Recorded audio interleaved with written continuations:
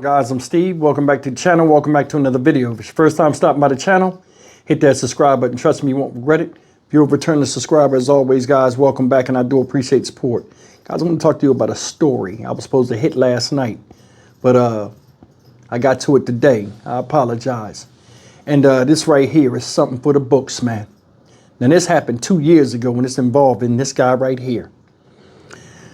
This piece of crap, and I use that term loosely, is Jermaine Bass from Tampa, Florida, who was a husband and a father of two. An 8-year-old boy and a 5-year-old little girl. Now, I'm going to tell you something. This guy has just been given life in prison for the murder and attempted murder of his son, who survived. This guy, ladies and gentlemen, while his wife went to go take a shower one night and the children were in their bunk beds, this guy went up there and shot them multiple times in the head. Little girl died on the scene. Little boy survived, but he has a lot of issues that he's dealing with, and prayers and condolences go out to him and his family. This guy was just given life.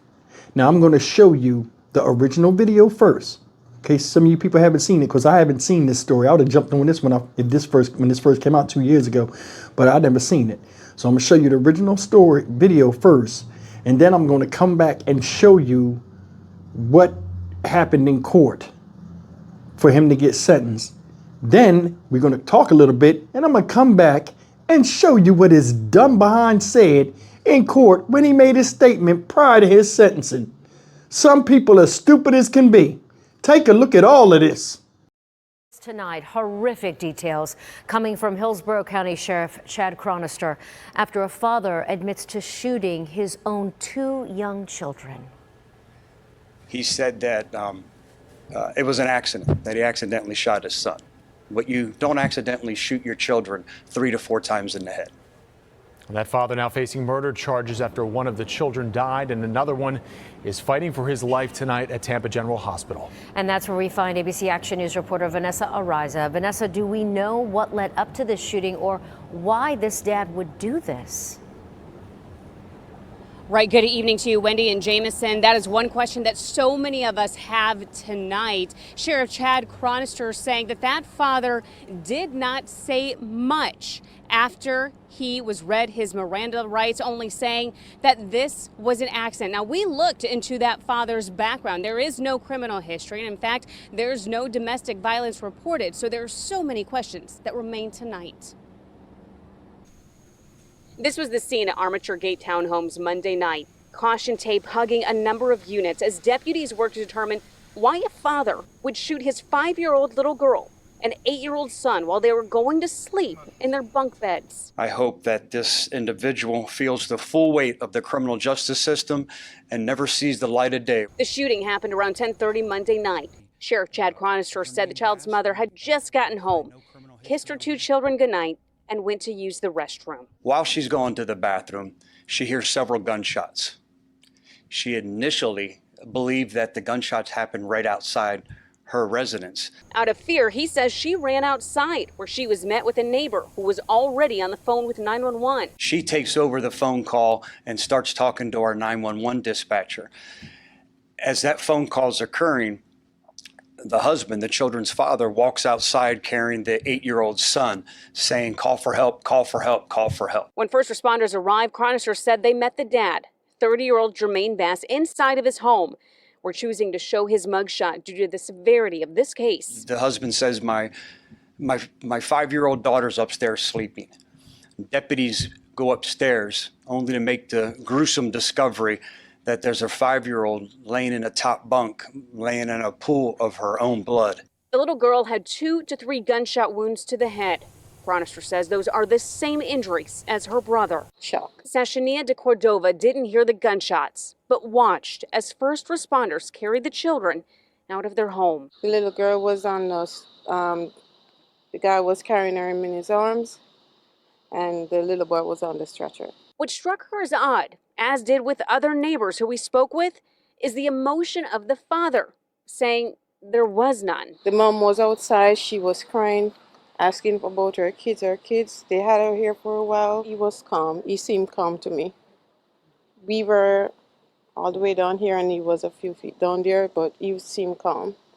The mom was hysterical, but he seemed rather calm. I didn't hear his voice, nothing. Bass remains in the Hillsborough County Jail tonight with no bond and a number of charges attached to his name. He will have a first appearance in court tomorrow morning. We will be there. Now, as for his 8-year-old son, he remains here at Tampa General Hospital tonight in critical condition.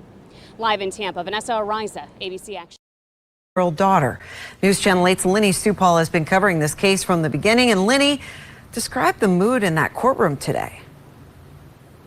Well, Jermaine, Bass had no expression on his face, and it's been that way since the beginning of the trial. But also today we heard from Jayla's mother, Shirley Bass. She described that fateful night when their lives were shattered by gun violence.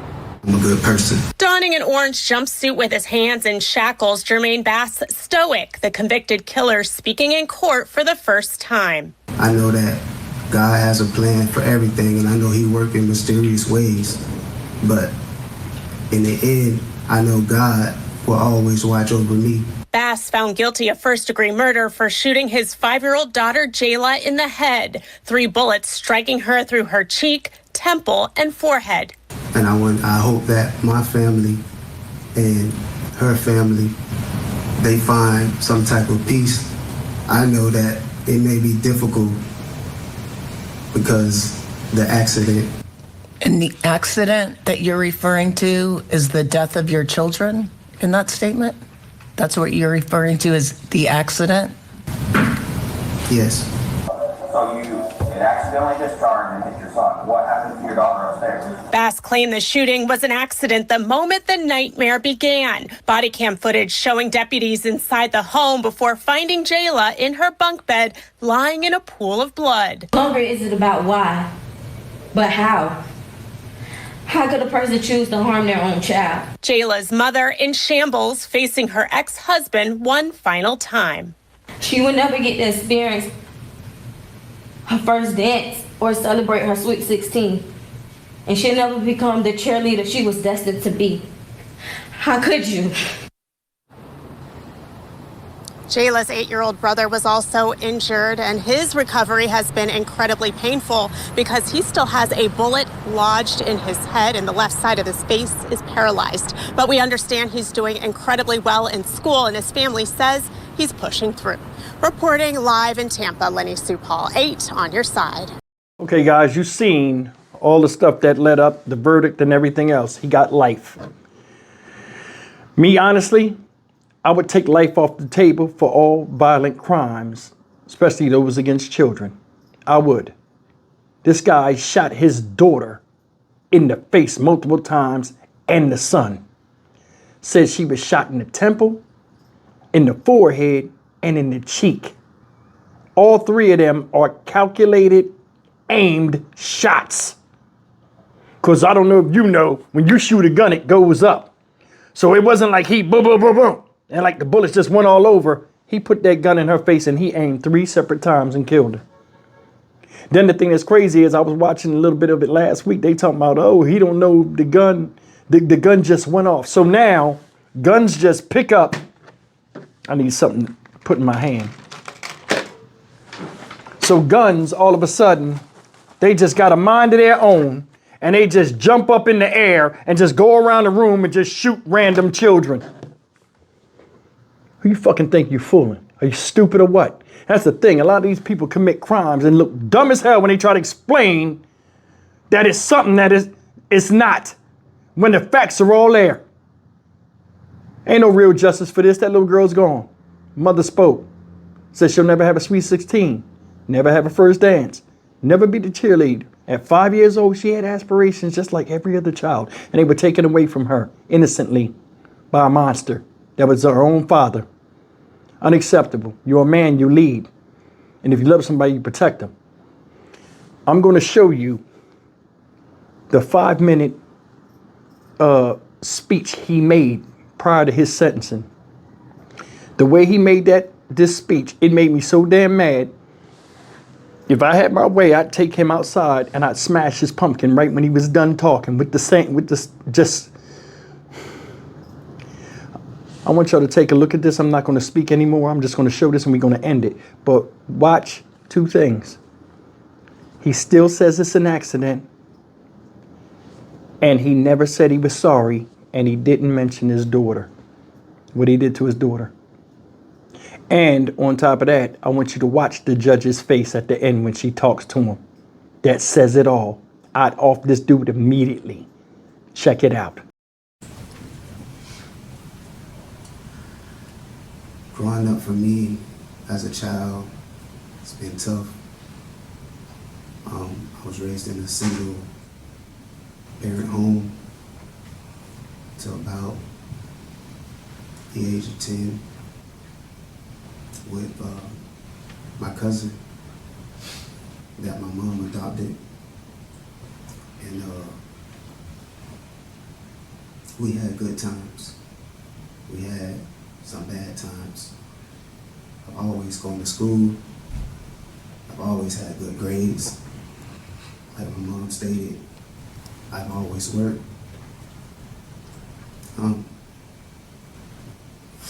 I graduated from Hillsborough High School.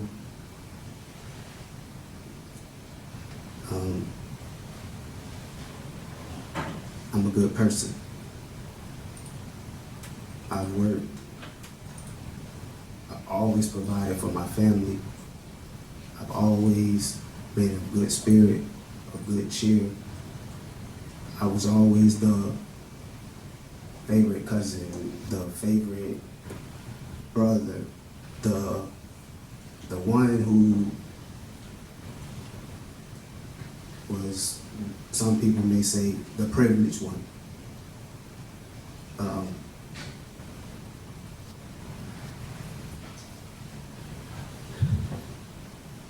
I made sure that my family had the best. I always strive for the best. I moved my family out of Tampa to the Gibson area, a 2-story home, to provide for them, to make sure we had the best life in a nice subdivision. All those things I lost on this journey, but I did everything in my power to redeem myself and try to make things better. I love my son. I made sure that when he was going through his speech issues, I gave him a tutor. I made sure I put him on that football field. I made sure that no matter the cost for the elite cheerleading, I made sure that my daughter was able to go, no matter what was the circumstances or hardships that my family had to face. I made sure to try to come up with some type of resolution to get them